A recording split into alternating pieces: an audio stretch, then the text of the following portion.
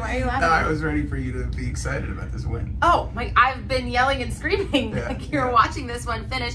A 63-59 win for South Carolina over number 5 Tennessee. Now, I want to tell you this stat, and I want the actual reaction for you Yeah, here. because I've been covering a different story. Yeah, you've been out and about. So this is South Carolina's first win over a top 10 team on the road since 1977.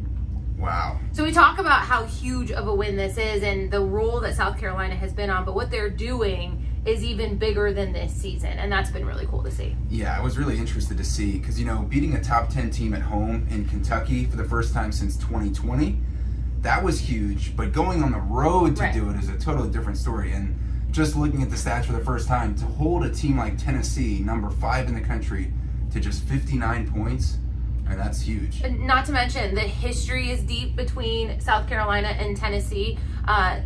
The last 5 matchups between these two teams, Tennessee has won by at least 20 points. Oh my gosh. So, I mean, the history, whether that was on the road or at CLA, and CLA is a hostile environment, especially when the team is hot. So we got to see that, but to see them do it on the road, take down a team, and as you covered this week, there was a lot of animosity and frustration about this team not being ranked. We were incredibly confident that they would be ranked this year. And Lamont Paris said after the game on Saturday that if you don't rank us, watch out, essentially. Either respect us or watch out. And he showed exactly what he meant by that. And I like that this team is a complete team because we saw against Mizzou on Saturday, Meechie Johnson's the leading scorer this year, 16 points a game. He had a goose egg against Mizzou, and they still won.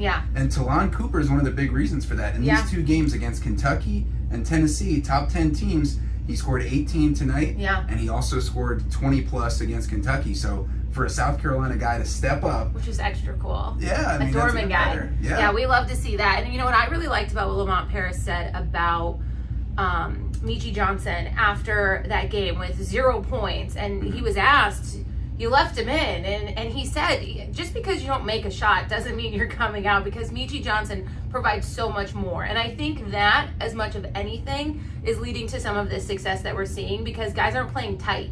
Just because you missed a shot doesn't mean that you're being pulled and your minutes are cut and you're not valuable to this team. And I think that's allowing these guys to remain loose. This one was down to the wire. This one was close. That 3, oh my gosh, Tennessee hits a 3. Meechie's playing fantastic defense, not going to give away a foul. And this guy hits a fadeaway 3 from a couple feet back from the 3-point line. And Tennessee or South Carolina stays completely calm in that situation, and they hit their free throws down the line, and that is vital. So super cool to see this one. And part of that is this big time experience, like getting those transfers in, graduate transfers, guys who are in their early 20s rather than late teens.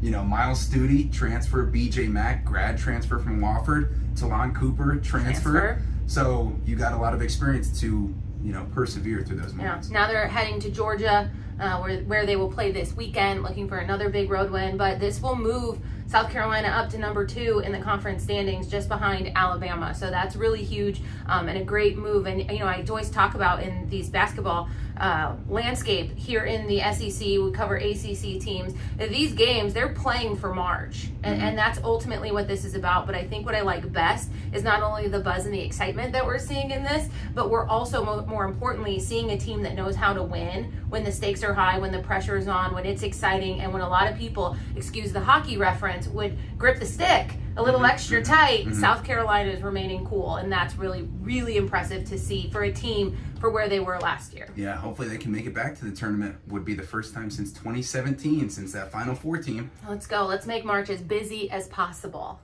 Right.